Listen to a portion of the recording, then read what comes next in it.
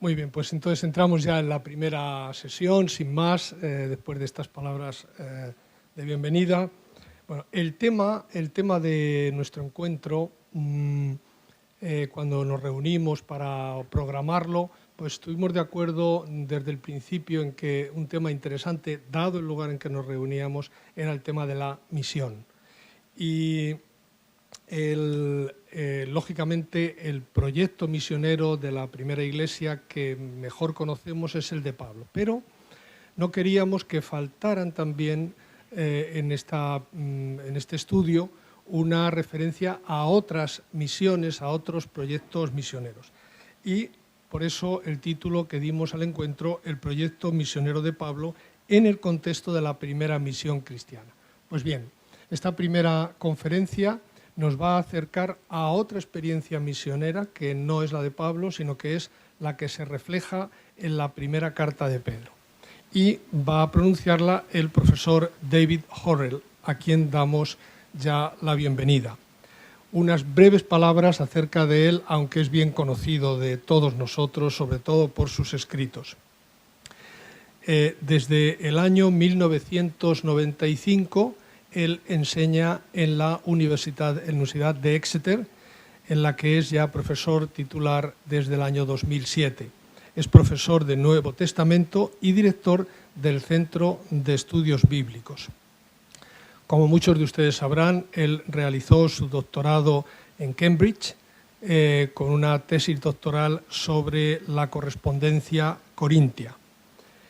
En los últimos años se ha interesado sobre todo por el estudio de los procesos de construcción de la identidad cristiana, tal como se reflejan en los primeros escritos cristianos. Y eso es lo que posiblemente le ha llevado a centrar su atención en la primera carta de Pedro. Son conocidas sus publicaciones sobre Pablo, aparte de las que se refieren específicamente a la correspondencia corintia. Pues me parece muy significativo que este mismo año, el año 2015, haya aparecido la tercera edición corregida de su introducción al estudio de Pablo, que se ha convertido pues, en un manual de referencia. Y quisiera mencionar también su último trabajo, que es una colección de estudios titulado Becoming Christian Essays on 1 Peter. Que revela un poco también pues, sus intereses.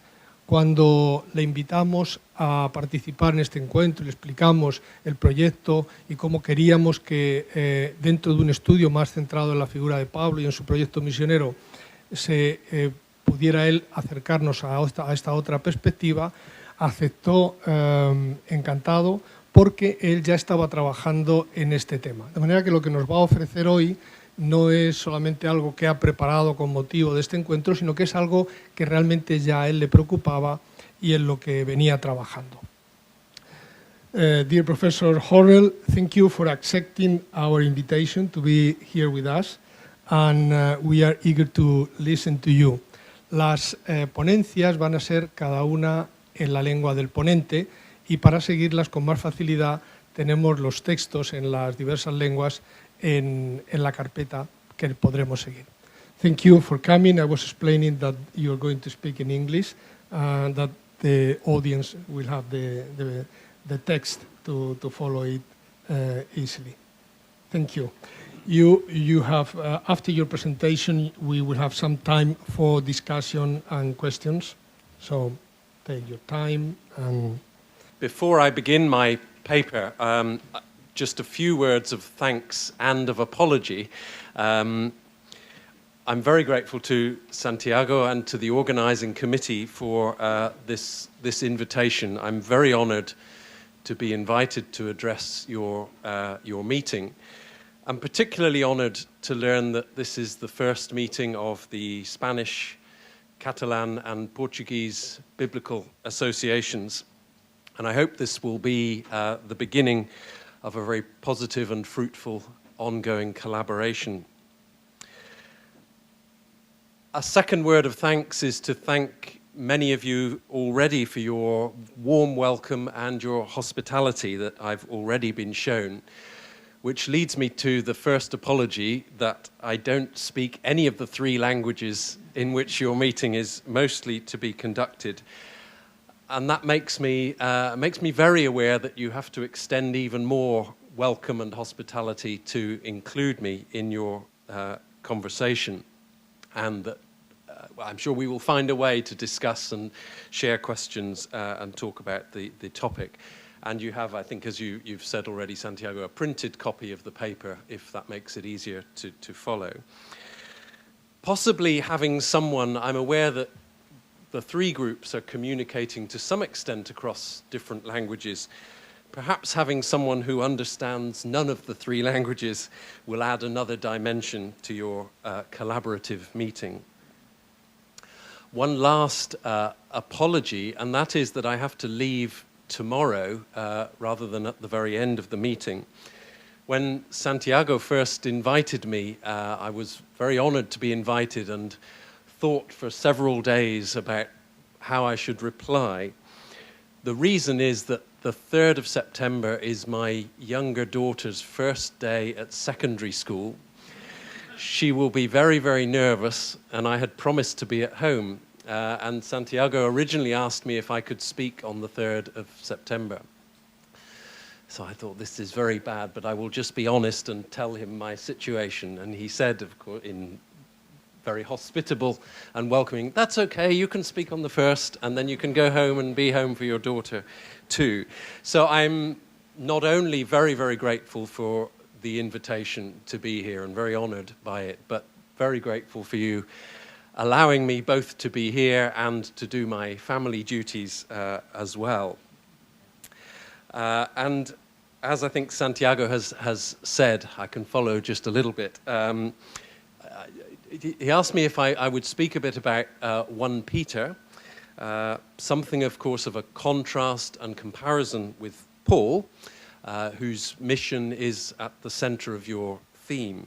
So I begin my paper with some points of comparison with Paul before moving mostly to think about the first letter of Peter. You may notice, by the way, that Americans tend to talk about 1 Peter. British people tend to talk about 1 Peter. So there's a slight difference. But I understand both. So I turn to my paper and talk about Paul and 1 Peter on mixed marriage and mission.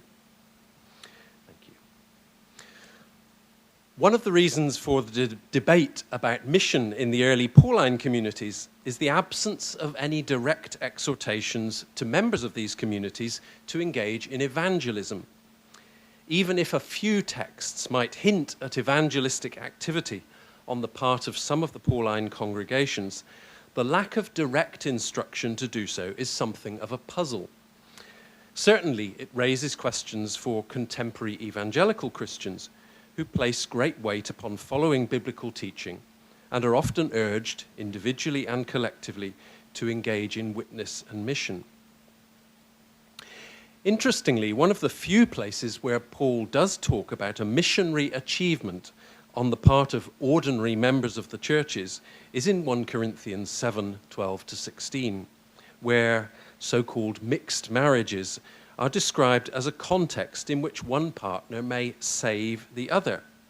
Tigar oidas gunai, eton andras soses, ete oidas aner, eten gunaika soses. Commentators have long discussed whether these questions imply a positive or negative answer. But it seems best, with J.B. Lightfoot, to conclude that they are at least optimistic in outlook, expressing hope rather than doubt, in Lightfoot's words, implying that there is a reasonable chance of the unbeliever's salvation. Paul's main concern in this passage, however, is not with mission or evangelism, but with marriage and divorce. Just as the Lord's teaching indicates that married believers should not divorce, so Paul extends this to so-called mixed marriages, urging that in these cases too the believer should maintain the marriage, so far as this lies within their power. Paul gives various reasons why they should do this. He insists that the unbelieving partner is sanctified, hegiastai, by the believing spouse. and that the children of even a mixed marriage are holy, hagia. And he holds out the possible salvation of the unbelieving partner as another good reason to stay together. However, Paul gives no specific indications as to how the Christian partner may help to achieve this salvation of the unbelieving spouse. Is it through their verbal testimony, the character and quality of their way of life, or simply through the attraction and witness of the wider Christian community? Moreover, he shows no awareness of the conflicts and risks that such situations may entail, particularly for wives. This brief summary of Paul's perspective in 1 Corinthians 7 invites comparison with the other New Testament passage that deals with mixed marriage, 1 Peter 3, 1-6. Here too, mixed marriages are seen as a particular opportunity for some kind of mission, specifically on the part of wives. In 1 Peter, however, there is much more concrete and specific instruction concerning the means by which such missionary witness should be conducted, and indications concerning the potential risks to a wife in such a situation. Paul's main concern when discussing mixed marriage is divorce. Hence, he gives us very little indication as to the missionary dynamics that might operate in this small-scale, intimate setting. In 1 Peter, by contrast, there is no indication of any concern about questions of separation or divorce, but there is much more material relevant to a consideration of the ways in which the author sees the conduct of Christian wives as some kind of missionary witness. In this paper, I want then to examine 1 Peter 3 as a particular case study of how the author of 1 Peter envisages the life and mission of the church in the world, and what this tells us about the methods and aims of such a mission. So, instruction to wives in 1 Peter 3. The instruction to wives forms part of 1 Peter's household code, which runs from 2:18 to 3:7, though this in turn is set within the wider context of 2:11 to 4:11. In Colossians 3:18 to 4:1 and Ephesians 5:22 to 6:9, the most complete and formally structured New Testament household codes, wives and husbands, children and fathers, slaves and masters are all addressed in that order. Here, only 3 groups are directly addressed: domestic slaves, oiketai, wives, and, more briefly, husbands. The majority of the instruction is thus directed towards slaves and wives, that is, to the weaker social groups within the household structure, specifically those most likely to endure abuse and suffering. The headline instruction, picking up the general imperative of 2:13, hypotagete, is to be submissive, slaves to their masters and wives to their husbands. This instruction applies to all wives, whether their husbands are Christians or not. Kai eitines indicates that some of them may have unbelieving husbands, but this is not the author's sole or exclusive focus. Nonetheless, of all the instructions to be submissive in the letter, only the instruction to wives follows the injunction with an immediate explanation of its purpose, hina. And significantly for our theme, this purpose is essentially one that relates to mission, that their husbands kere thesontai. This verb conveys the sense of gaining someone or something, sometimes used with regard to the specific idea of winning someone over or restoring them to right relationship. Hence, it may be used with the missionary sense of winning someone over to the Christian faith, that is, securing their conversion. The essential features of the missionary strategy the author recommends for these wives are already encapsulated concisely in verse 1b. Diates ton gunaikon anastrophes anu logo. The phrase anu logo makes explicit that verbal testimony or reasoned argument is not the mode of engagement the author promotes here. Rather, it is a question of behavior, conduct, or way of life, anastrophe, something that can be seen. This is emphatically and repeatedly the key focus for the author here. Indeed, the word anastrophe is a favourite word for the author of 1 Peter, a point to which we shall return. Verse 2 indicates briefly 2 key features of this anastrophe, that it is undertaken en phobo and that it is hagne, pure. As in 2:18 with regard to the domestic slaves, here too the referent of fear is uncertain. Is it directed towards husbands or towards God?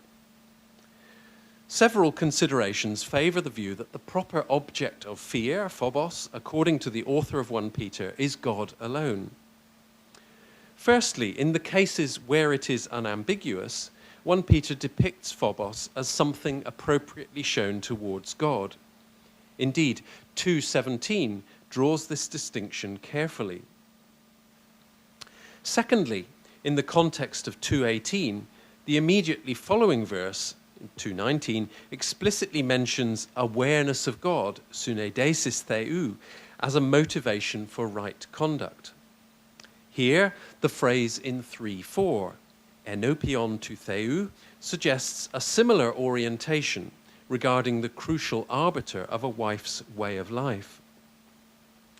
Finally, the injunction not to be afraid, me phobumenai medemian toesin, in 3:6, also suggests that proper fear is to be shown to God and not to humans, whatever their threats. The adjective hagnos indicates that the wife's way of life must be pure and holy. The term can be used of women in particular to indicate the virtue of being chaste, that is, sort of sexually pure. But there is no reason here to restrict its meaning in this way. In 1 Peter, hagnos is virtually synonymous with holy, and thus indicates the character of the Christian anastrophe in general. Sexual propriety, sexual morality would no doubt be included, but the pattern of conduct being urged upon the wives requires a broader range of qualities, spelt out further in verses 3 and 4, and exemplified in verses 5 and 6. Subordination, modesty, meekness, and silence. This pure and holy way of life is further detailed in verses 3 and 4, using a pattern typical of 1 Peter, contrasting first the negative and then the positive. Not this, but that. The whole construction is somewhat awkward grammatically, yet the basic features of the contrast are clear.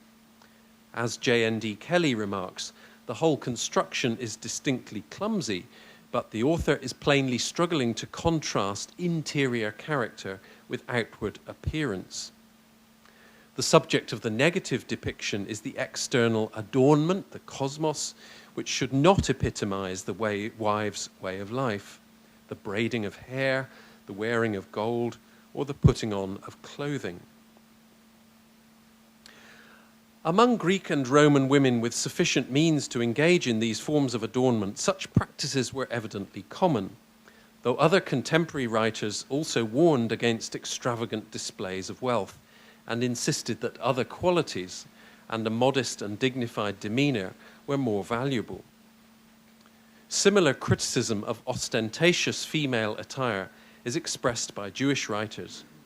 Indeed, as E.G. Selwyn notes, all the various features mentioned here in 1 Peter are already present in the fine satire of Isaiah 3:16-24, in the context of a scathing critique of the display of wealth acquired at the expense of the poor. As John Eliot notes, the Church Fathers show considerable interest in the theme of women's attire, and this text in 1 Peter, reinforcing and developing prohibitions on what are seen as excessive and inappropriate forms of adornment.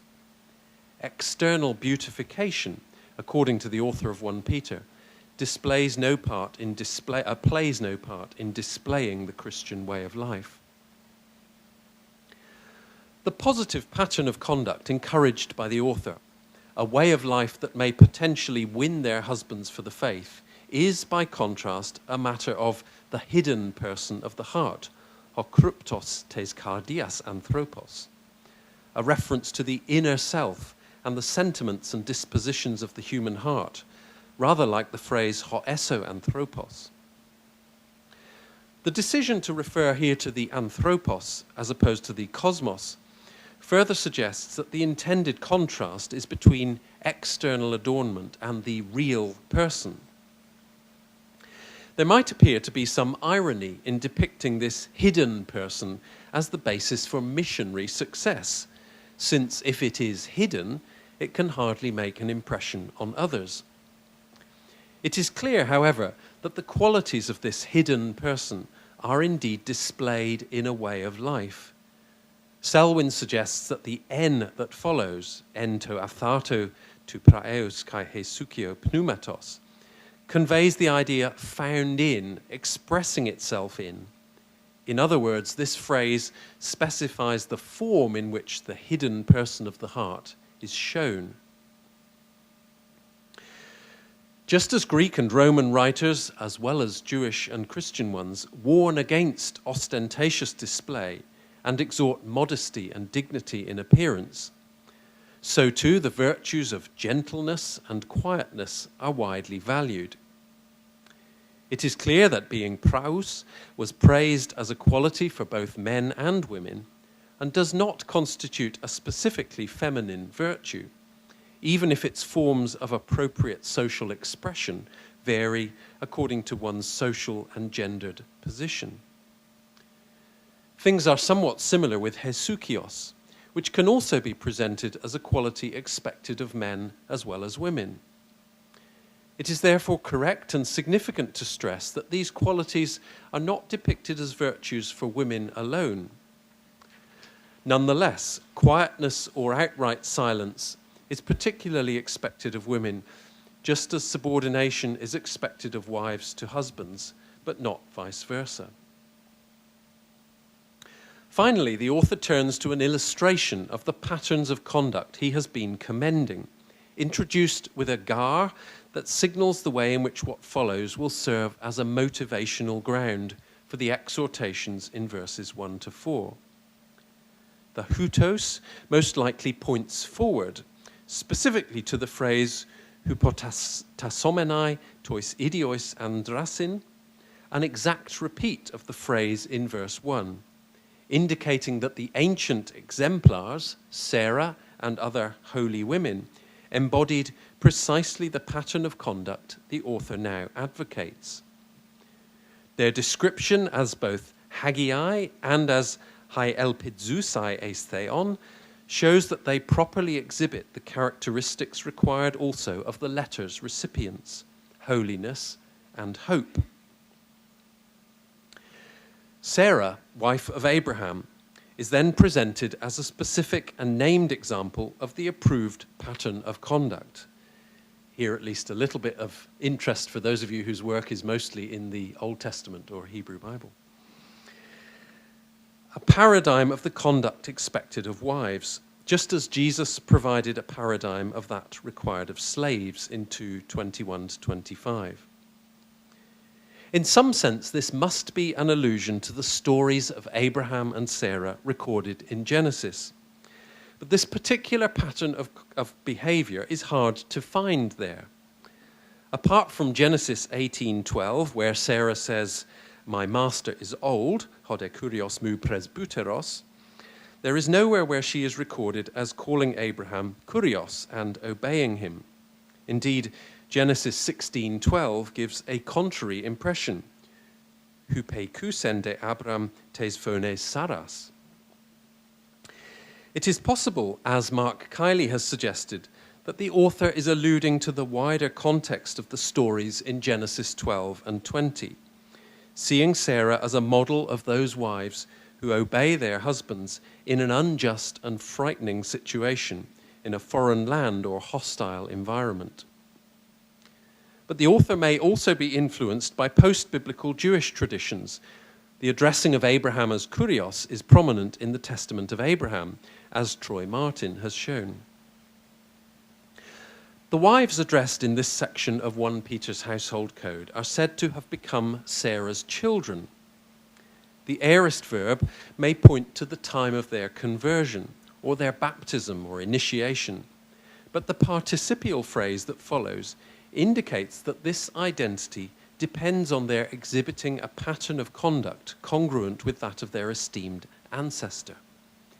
They show themselves to be Sarah's daughters by exemplifying a pattern of life like hers, and specifically by doing good and not being afraid of any terror.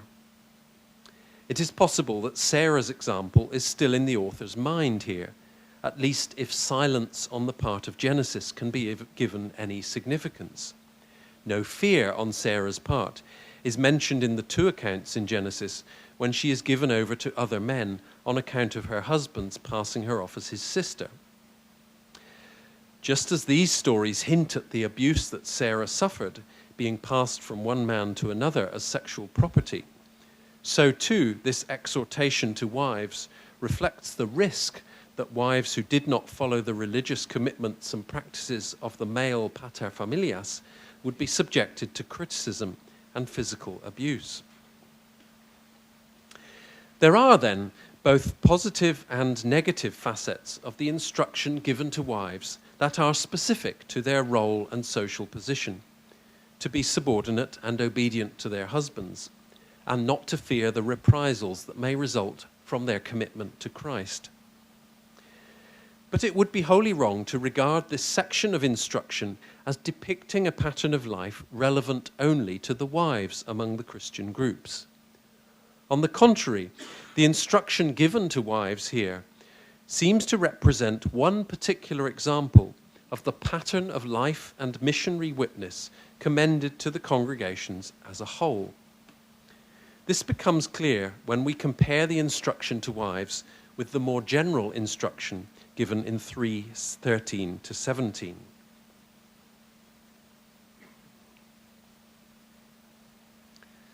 And so wives as a paradigm of witness and mission, comparison between 3:1 to 6 and 3:13 to 17. As we noted above, 1 Peter's household code fits within the broader section of practical and ethical instruction that begins at 2:11, where the author turns to advise Christians how to live in an apparently hostile world. The opening of this major new section, 2:11 to 12, presents a kind of headline statement for what follows, encapsulating concisely both dimensions of the Christian's ambivalent and difficult relationship to the world. As Leonhard Goppelt remarks, these 2 verses provide fundamental direction, first negatively and then positively, for the behavior of Christians in society. As aliens and strangers, paroikous kai parepidemus, they are required to distance themselves from the fleshly desires that characterized their former lives and still characterize the lives of those among whom they live. But the new lifestyle, the anastrophe, they are now to display is nonetheless to be attractive and good, kalein, to the Gentiles, entois ethnesin, such that those who currently criticize and condemn them may be won over. The first specific set of instructions then urges the addressees as a whole to be submissive, hypotagete, to every human creature, specifically to the emperor and his governors. 2 key features of Christian living in the world are thus set out here: the need for good conduct and the need for appropriate submission. Both of these main features are paralleled in the specific instructions to slaves and to wives. In addition, a missionary motivation for such conduct is given both in the headline introduction, 2:12, hina, etc., and in the instruction to wives, hina again.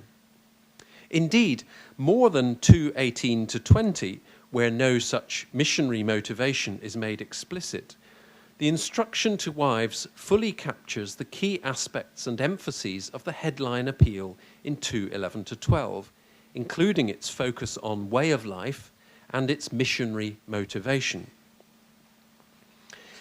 you'll now see a table. So I'm very glad you have a printed copy because it's very difficult to try and read a table.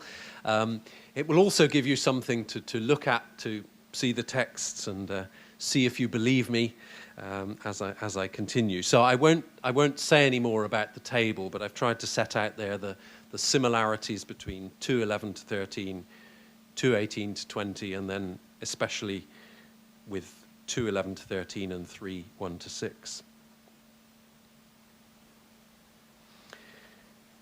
The exemplary and paradigmatic character of the behavior and lifestyle required of the wives becomes even clearer, however, when we compare the instruction in 3:1 to 6 with that in 3:13 to 17. The household code material proper ends in 3:7 with the instruction to husbands. This is followed by an exhortation to the whole community, pantes, and an extended quotation from Scripture. Then in 3:13 to 17, the author advises all the addressees on how they should how they should react in situations where, despite their good way of life, they still encounter hostility and accusation. Here we find a remarkable number of close parallels to the instruction previously given to wives. And here a second table. Again, I won't try and read it out, but you will see the parallels, the themes on the left, and then the parallels between 3:1 to 6 and 3:13 to 17. And for any of you who don't like tables, that's the last one.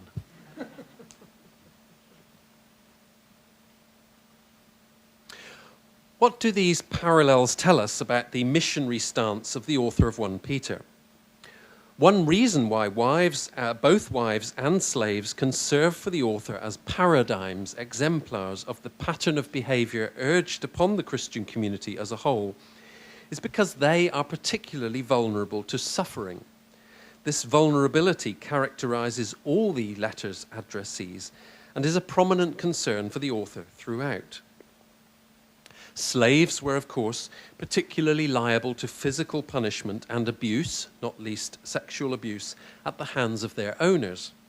And wives were at risk, particularly if they did not follow the religious customs and practices of the paterfamilias. The letter hints at these ominous possibilities. Slaves are urged to submit even to cruel masters, kaitois skolios, and the possibility of being beaten is clear. The description of the husbands as disobedient to the word might hint at their antagonism towards the Christian faith, and thus the risk of hostility to their wives' commitment. But this language is used elsewhere, so should not be given too much specific weight. But the comment in 3:6 clearly suggests that wives may indeed face hostility and abuse of such a level that it causes terror. In this situation of vulnerability and potential suffering, the author's main focus in terms of positive instruction is on following an appropriate pattern of conduct, the anastrophe. As we've already noted, this word is a particular favourite of the author of 1 Peter. 6 of its 13 New Testament uses are here. Its appearances in the letter indicate how it encapsulates in essence what it is to which the author calls his addressees. They are to turn away from a worthless anastrophe inherited from their ancestors and adopt a holy and good way of life en Christo. This way of life is to be characterized by doing good.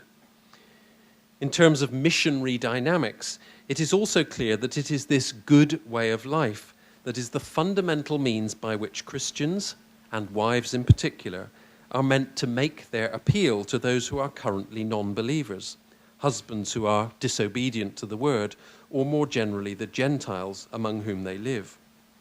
The Christian's way of life is meant to be visibly and demonstrably attractive in such a way that it might plausibly win over their critics.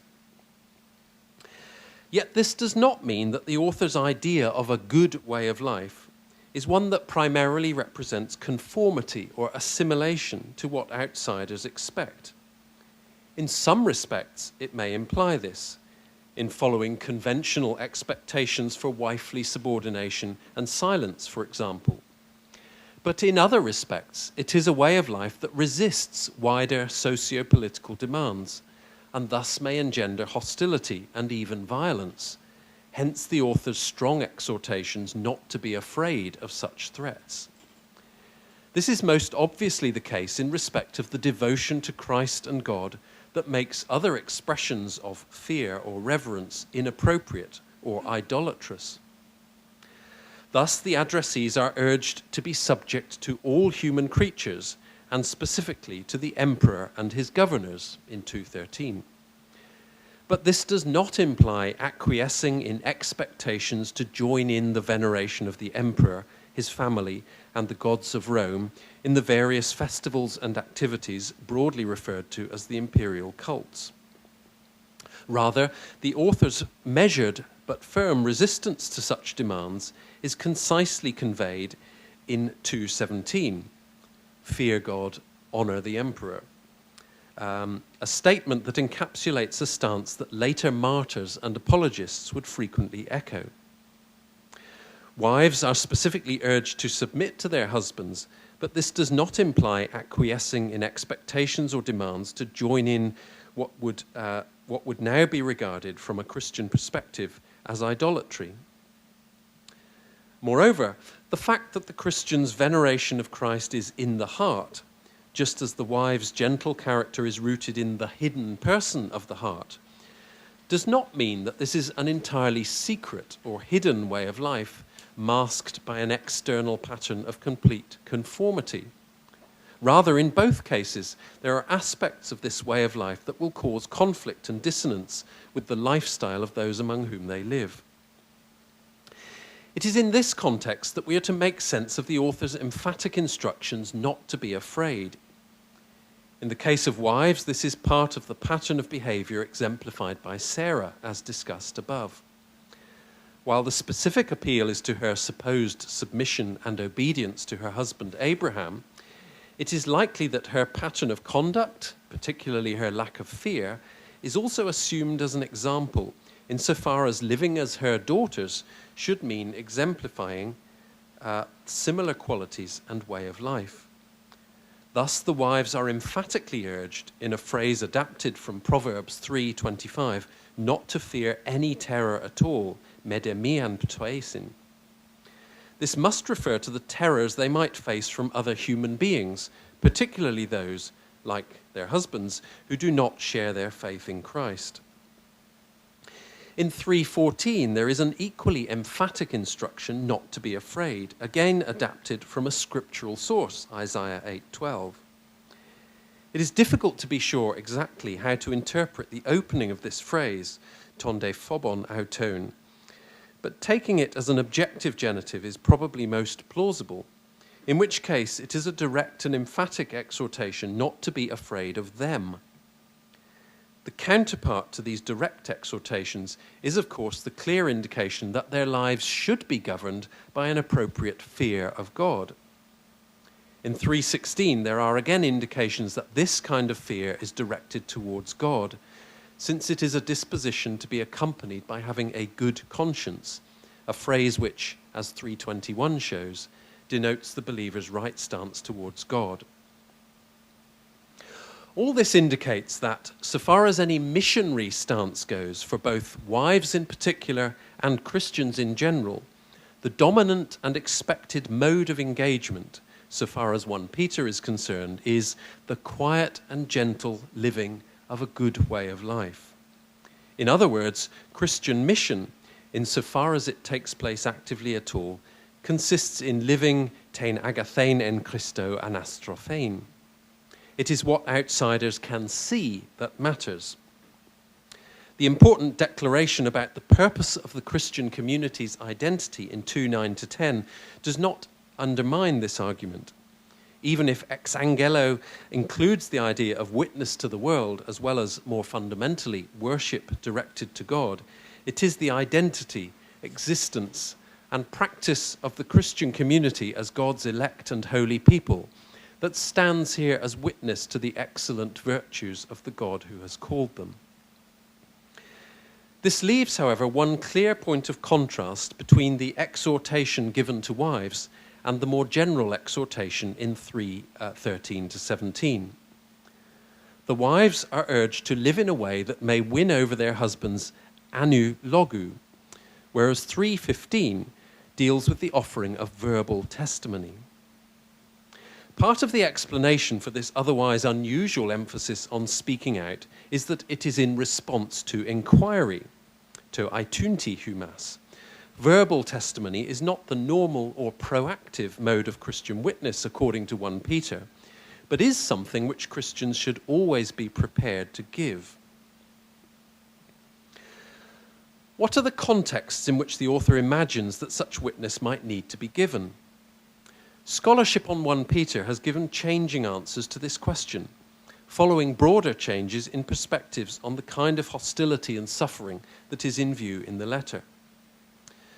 Contrary to views expressed in earlier scholarship, the dominant modern consensus is that the suffering and persecution evident in 1 Peter are unofficial, a matter of public hostility and slander, rather than official imperial persecution. From this perspective, the situations in view in 3:15 are most likely everyday. As John Eliot remarks, the presupposed situation is an ongoing one, always facing the believers. It involves not formal trials and the demands of official magistrates, but occasions when outsiders, out of curiosity, ask for explanations of the hope that animates these believers. Similarly, Ramsay Michaels comments, here in 1 Peter, the language of the courtroom is being applied to informal exchanges that can occur between Christian and non-Christian at any time and under varied circumstances. Nonetheless, as Michael's comments indicate, the language used in 3:15 does resonate well with a courtroom setting and the formal context of accusation and response. The term apologia in particular was often used of a formal defense made in a legal or judicial context, as in Acts and 2 Timothy. You have the references there. It can, however, also refer more generally to an argument made in one's own behalf in the face of misunderstanding or criticism, as in 1 Corinthians 9 and 2 Corinthians 7. The occurrences in Philippians 1 are worth noting, since Paul is writing from prison and thus facing the prospect of a judicial hearing, which he depicts as an opportunity for an apologia to euangeliou. This puts an internal Christian perspective onto the defense, just as the author of 1 Peter presents it as giving an account of the hope that is in you and urges his readers to be prepared in advance to do so. The broad and general reference to panti to aitunti humas may well imply that the author envisages a wide range of potential scenarios, some informal and others judicial or legal. The particular phrase "aitain logon" is certainly appropriate in the context of legal trial, where someone is required to give an account, though it can also refer more broadly to a demand for some kind of account or explanation. Nonetheless, the combination in 3:15 of a number of words and phrases well suited to a legal context point us strongly in this direction. The character of the inquiry is therefore most likely hostile. The description of the content of this logos as perites en humin elpidos does not by any means indicate that the author is referring here not to formal defences before legal authorities, but rather to replies to informal inquiries concerning the nature and basis of Christian hope, as Eliot argues. To be sure, this description of the content of their account hardly represents the language which the magistrates or governors would have used, though nor is it necessarily the language of informal inquiries. It is the author's terminology and reflects the prominence of hope in his notion of Christian existence. It reflects a Christian perspective on what could and should characterize one's prepared apologia. Indeed, other accounts and martyrologies specifically give similar indications that Christians under trial did not simply answer the questions posed, but sought to give an account which would convey something of their own perspective and priorities. These are, of course, literary constructions, not records of the actual dialogues, but whatever their historical verisimilitude, they at least give a picture of how Christians depicted their encounters with judicial authorities. The idea that 3:15 might refer to courtroom situations is further strengthened if we accept that the language of 1 Peter 4:12-19, and verses 15 to 16 in particular, also reflects a similar context, given the close parallels with the description of the trials of Christians in Pliny's famous letter, a case I've argued elsewhere. Indeed, recent research, including my own, has pressed the case that legal accusations and courtroom trials were very likely part of the range of threats facing the Christians addressed by 1 Peter, given the effectively illegal status of Christians from the time of Nero onwards.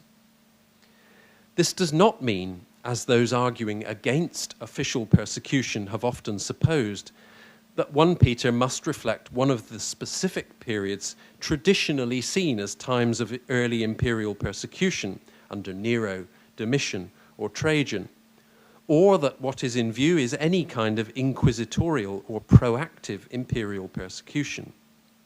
Rather, the legal status of Christians meant that public hostility could lead to formal accusations and courtroom trials, where if the governor or other appointed authorities were so disposed, merely the admission of being a Christian could lead to punishment and death.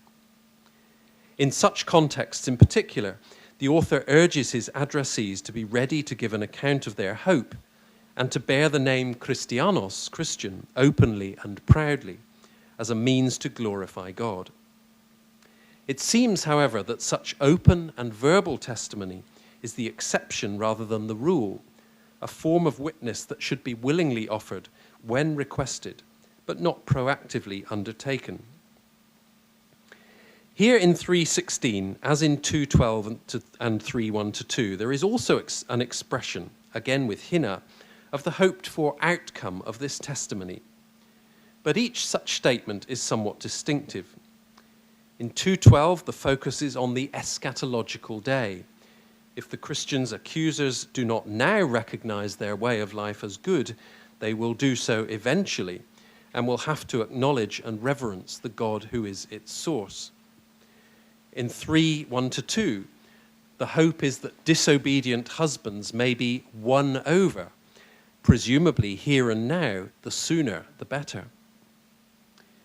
In 3:16, as is fitting for a courtroom context of accusation, the language is more negative.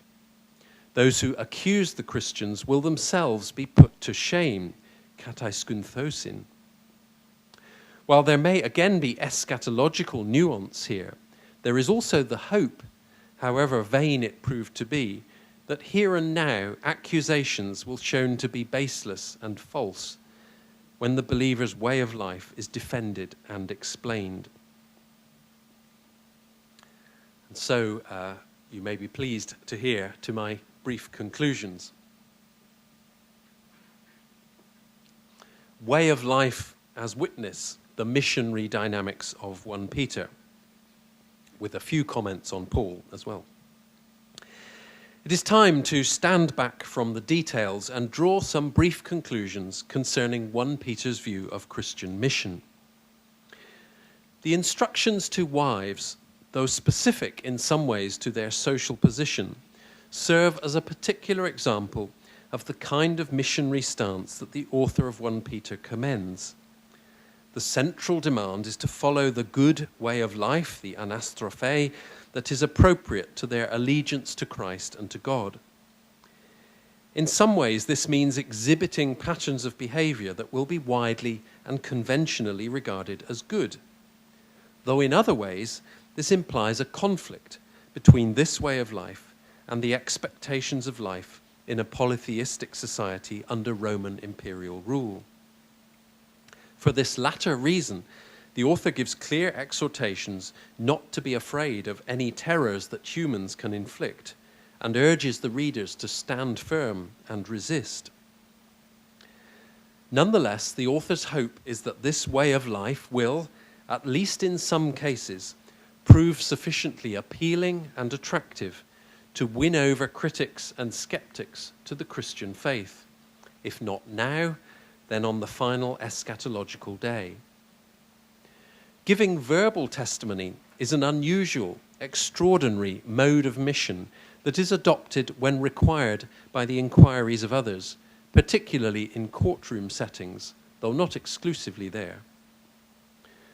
The focus on situations where the Christians are being falsely maligned and accused suggests that the author's main hope is for an end to the negative stereotyping and the forms of suffering to which it may lead. No doubt he would be pleased if outsiders were won over to the faith, but the threat posed by their negative reaction is the more immediate and pressing concern. This is a distinctive characterization of the dynamics of early Christian mission, or more broadly, of Christian existence in a hostile world, rather different from what we find in Paul. Although Paul's letters receive much more attention from New Testament scholars than does 1 Peter, the stance this letter, that is 1 Peter, articulates would prove to be important and influential for Christians in the 2nd and 3rd centuries, and indeed afterwards, encouraging them to follow their way of life in Christ, quietly but resolutely, ready when asked, fearlessly to explain their hope. Quiet appeal by means of a good way of life is a strategy well suited to a context where accusation and violence are ever-present possibilities, though it does not imply avoiding all conflict or accepting all external demands, as Christians who followed 1 Peter's position sometimes had to make clear. Thank you very much.